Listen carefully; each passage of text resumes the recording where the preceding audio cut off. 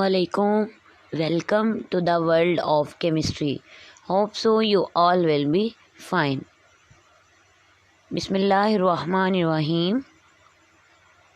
Today's topic is predicting extent of a reaction.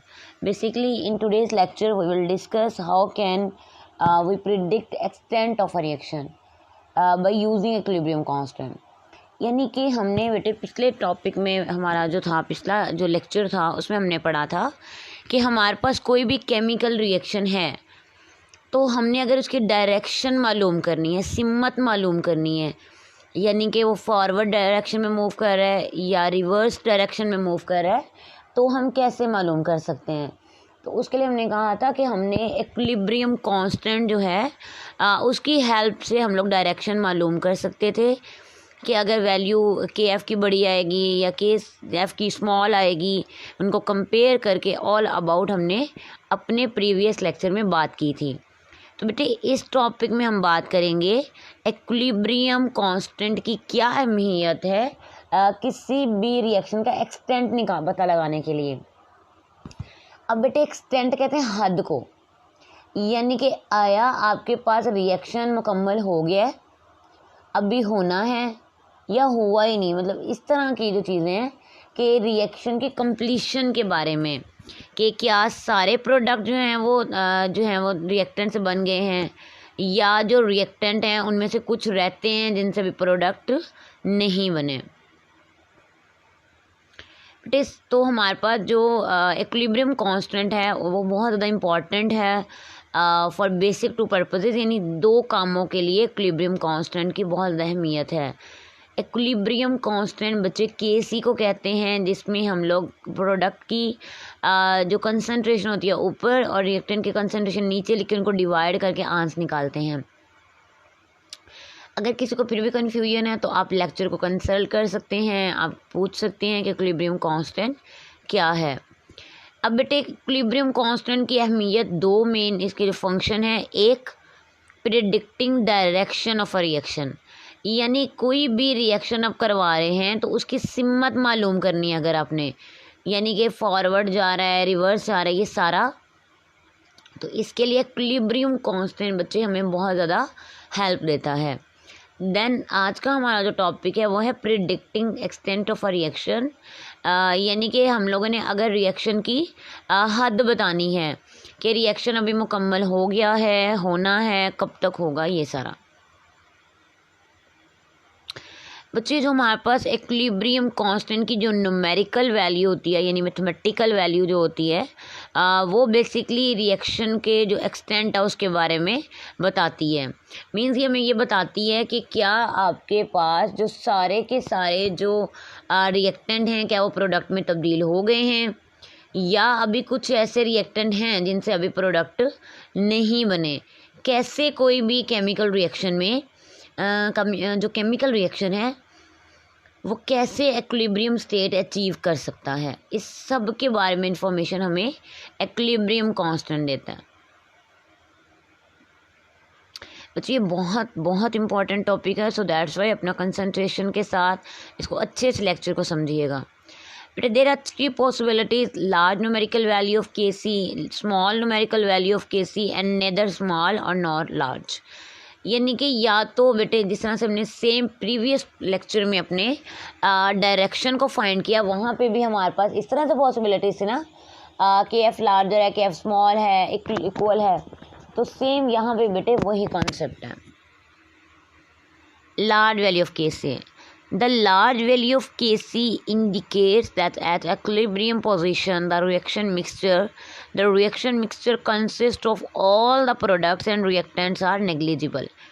यानी कहते हैं कि अगर आपके पास जो आपको वैल्यू दी हुई है उससे जो केसी की वैल्यू है वो बड़ी आए, तो इसका मतलब है कि जितने भी रिएक्टेंट है वो सब रिएक्ट करके जो प्रोडक्ट है बना चुके हैं।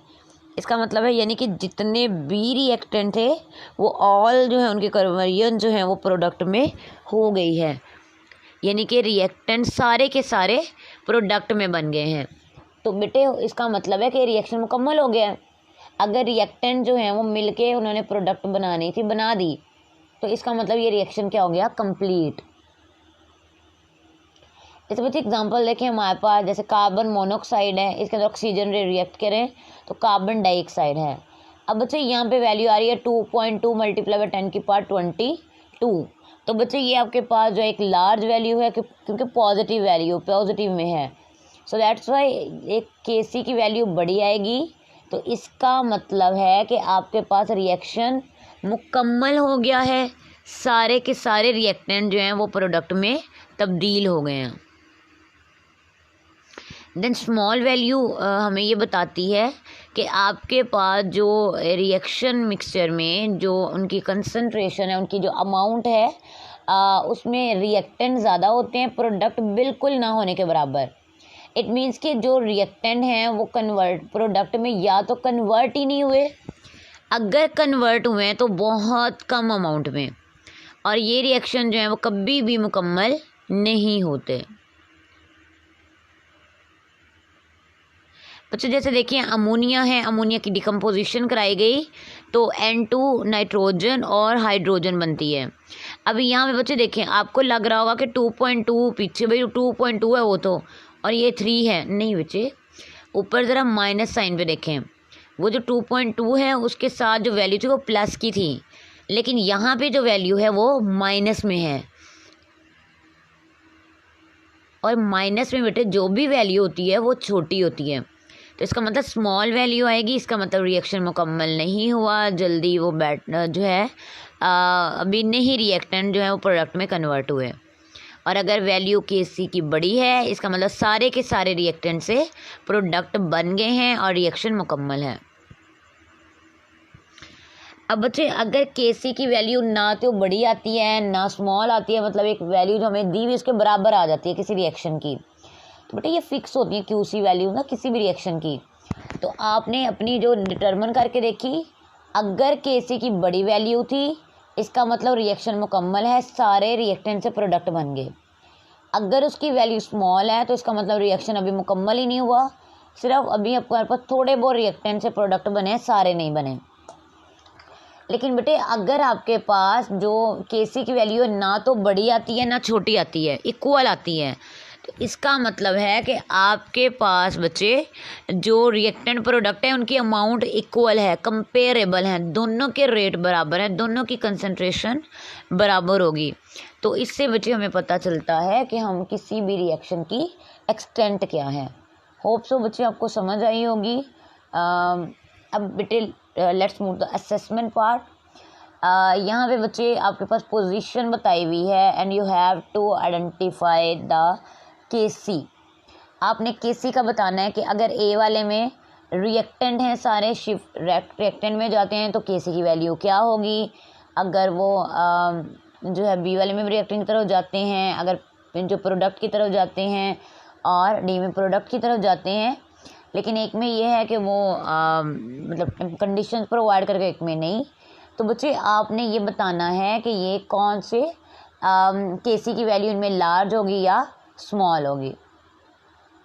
थैंक यू बेटे, होप सो कि आपको आज का लेक्चर भी समझ आया होगा। स्टिल आपको पिछले लेक्चर्स में, इस लेक्चर में कोई भी कन्फ्यूजन हो तो बेटे आप पूछ सकते हैं। एंड बेटे एक बात कि ये लेक्चर सब इंटरलिंक्ड हैं, मतलब फेज़ वाइज अपलोड कर रही हैं, तो जब आप एक लेक्चर नहीं लेंगे तो डेफिनेटली आपको नेक्स्ट वाला समझ ही नहीं आ सकता। तो काइंडली बच्चे जो है वो आप लोग लेक्चर सुने, समझें। देन अगर आपको स्टिल कोई कन्फ्यूजन है तो आप कांटेक्ट कर सकते हैं। बाकी होप्स हो कि आपको समझ आई गई होगी। बाकी अल्लाह हाफिज़, अल्लाह निगहबान, दुआओं में याद रखिएगा।